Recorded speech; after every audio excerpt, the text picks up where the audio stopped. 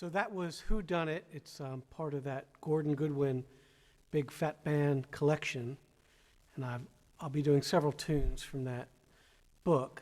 So this chart is a medium tempo shuffle-like tune.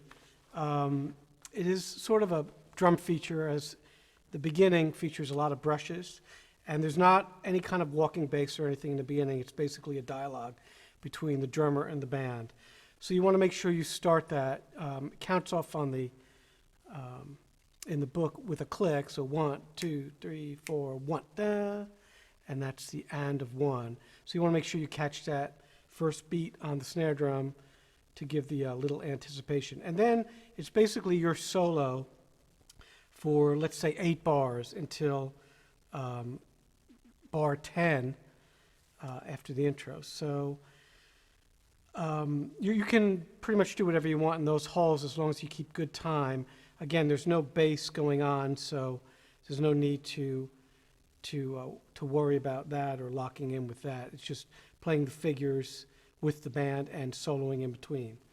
Then at bar 10, the band comes in ensemble, and the bass is now playing lightly figures. So you need to play more straight time there. So that goes along, and then we get to 26, where you know, ba da, but those upbeats, and I catch those with a long sound, which in this case would be my open hi-hat splashing like this. So do that with my heel down. And still brushes until we get to bar 34, and then quickly you need to pick up the sticks. Now, what I do, you know, I have to think ahead of time, I plan ahead of time, and I put the sticks on the floor tom, and at that point I will put the brushes somewhere. I'll put them on this table for the video, because you're going to need to get those later. If you have a stick bag, you can put them down there. You don't have a lot of time to switch, so you need to be thinking about switching before you actually switch. So sometimes I'll write in on a chart, you know, brushes coming, something like that, to get my mind ready to switch. So then you switch to sticks, and then at bar 36 we're playing on the hi-hat, all right? Because still there's no walking time. It's almost kind of like a two-feel there. So, you know, the hi-hat works good, like kind of an open.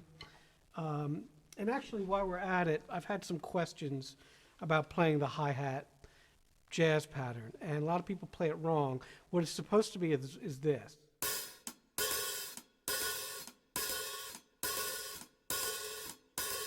So those two opens are very important. You don't play it like this. Okay, that's wrong. Sounds bad and it doesn't swing. So basically, the two opens are important.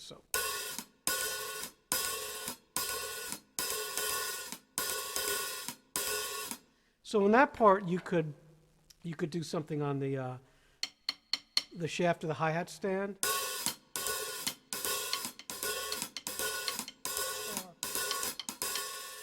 Play up there, play down there, play, you know.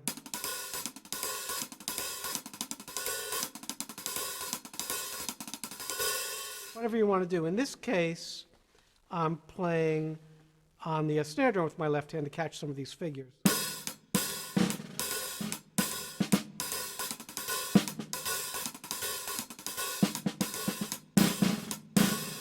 Okay, so whatever you want to do there is fine, as long as it's swinging and you are keeping time for the band. It's very important. This is a little bit of a complex tune for the horns.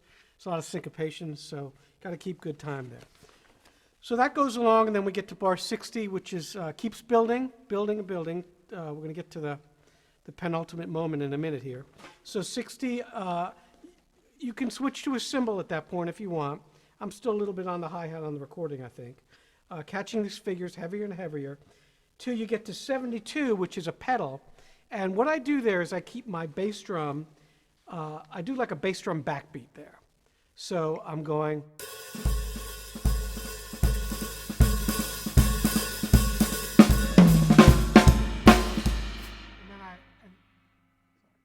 And then it explodes into that big shout chorus, that backbeat. And he notates, you know, 2 and 4. and marcato. So whenever a composer does that, they want you to basically bash it on 2 and 4. All right, just big backbeats there. It really swings hard. So just make sure you come down to 72 and build it up. And like I said, that backbeat bass drum really holds it together. All right, and then we're back to another build at 85. You can fill up that space at 84 with something very light, but then it builds up again to 87 into 88, which is the first 2 bars of that solo figure. Now I'm setting that up. There's lots of ways to set that up. I'm keeping it pretty simple on the recording, but I'm basically doing 1, 2, 3. So you want to fill in between those figures. You don't want to go. You have to give the band something to grasp onto. So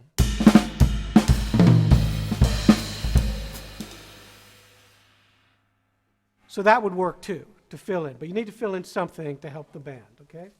So then we have a solo. I guess it's a trading sax guitar thing. Use a big cymbal for that. Something low-pitched, because those instruments are high-pitched, so stay out of the way. And then we have sax soli, which I really love. The sax ensemble, the whole section is playing a solo. And for that, I love to use like a dark Chinese cymbal. This one works well.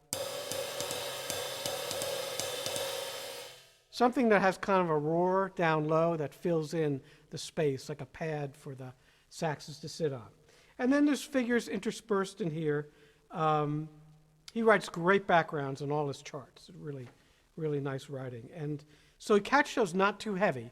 Some are heavy. They're marked heavy. Marcato with the rooftop accent. You want to play those heavier. But otherwise, kind of stay out of the way of the saxes. So that goes along. And then we get to 167, which are these triplets. Ba-da-da-da-da. And then you have a 3-bar solo. What I like to do is continue on with that triplet.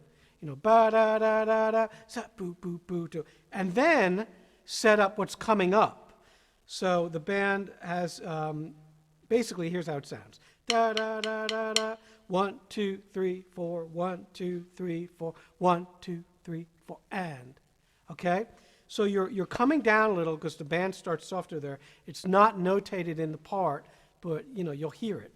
So it comes down, a little less intensity on your solo, and then build those 4 bars back to that heavy backbeat section at 175. Once again, that theme comes back, that shout theme.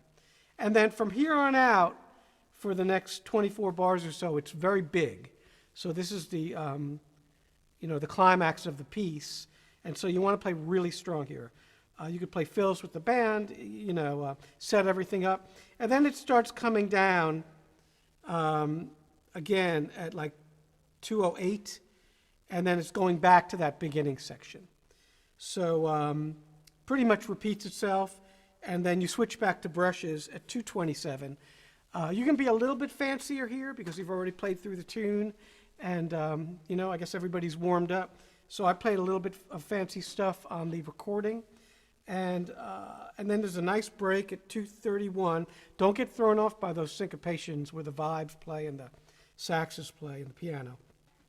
And then at 234, set up a fill for the band to catch that. 1, 2, 3, 4, and bam. Okay, and then that last note is very airy, so no bass drum on that last note. So you see I did a cymbal hit with a brush that has rivets, so it's...